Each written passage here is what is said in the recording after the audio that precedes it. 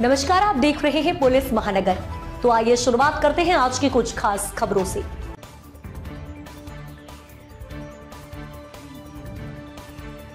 राष्ट्रीय स्वयं सेवक संघ के संचालक मोहन भागवत ने शनिवार को नागपुर में कहा कि अगर हमारा देश $3 ट्रिलियन की अर्थव्यवस्था भी बन जाए तो दुनिया के लिए यह कोई नई बात नहीं होगी, क्योंकि ऐसे कई अन्य देश भी हैं। अमेरिका और चीन भी अमीर है, कई अमीर देश हैं, कई ऐसे काम हैं जो दूसरे देशों ने किए, हम भी करेंगे। लेकिन दुनिया के पास आध्यात्म और धर्म नहीं है जो हमारे पास है। नागपुर में श्री पांडुरंगेश्वर शिव मंदिर के दर्शन करने के बाद सरसंघचालक मोहन भागवत ने कहा कि सभा को संबोधित किया। उन्होंने कहा कि दुनिया इसके लिए हमारे पास आती है, जब हम इसमें धर्म और आध्यात्म में बड़े हो जाते हैं तो दुनिया हमारे सामने झुकती है और हमें विश्व गुरु बनाती है।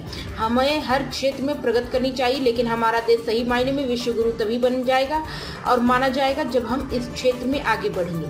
उन्होंने कहा कि हमें भगवान शिव की तरह बनना होगा, जो वीर और सभी को समान रूप से देखते हैं। वे थोड़े में ही खुश हो जाते हैं और दुनिया की समस्याओं का समाधान करते हैं। आरएसएस प्रमुख ने कहा कि हमने इतने सालों तक कड़ी मेहनत की है, सब अब अच्छे दिन आ गए तो हमें भी कुछ मिलना चाहिए। यह शिव का भाव नहीं है, अपने लिए कुछ पाना शिव का भाव नहीं है। इसके विपरीत हमें विश्व को हलाल की तरह स्वीकार कर लेना चाहिए। उन्होंने कहा कि अगर हमें समाधान चाहिए तो इस प्रवृत्ति को बदलना होगा। भगवान शिव की शक्ति अपार है, वे देवों के देव और मानव को ईश्वर तक पहुंचाने के सभी मार्ग उन्हीं से निकले हैं। इतनी शक्ति होने के बावजूद वे शिव विरागी भाव से हैं। वे अपने लिए कुछ नहीं करते, भौतिक जीवन का भोग दूसरों के लिए आदर्श ही परम त्याग है।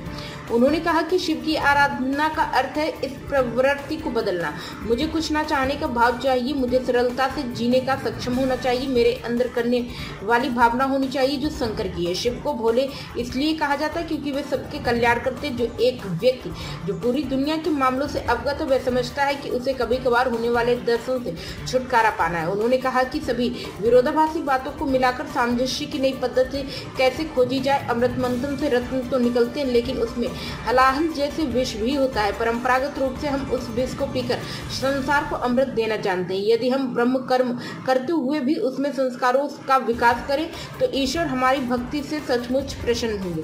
कर्म के पीछे यही भाव निहित है, इसमें विश्व का जीवन बदलने की शक्ति है, विश्व को इससे मुक्ति मिलेगी। अब तक की खबरों में बस इतना ही। ऐसे ही खबरों के लिए बने रहें हमारे साथ। तब तक के लिए नमस्कार।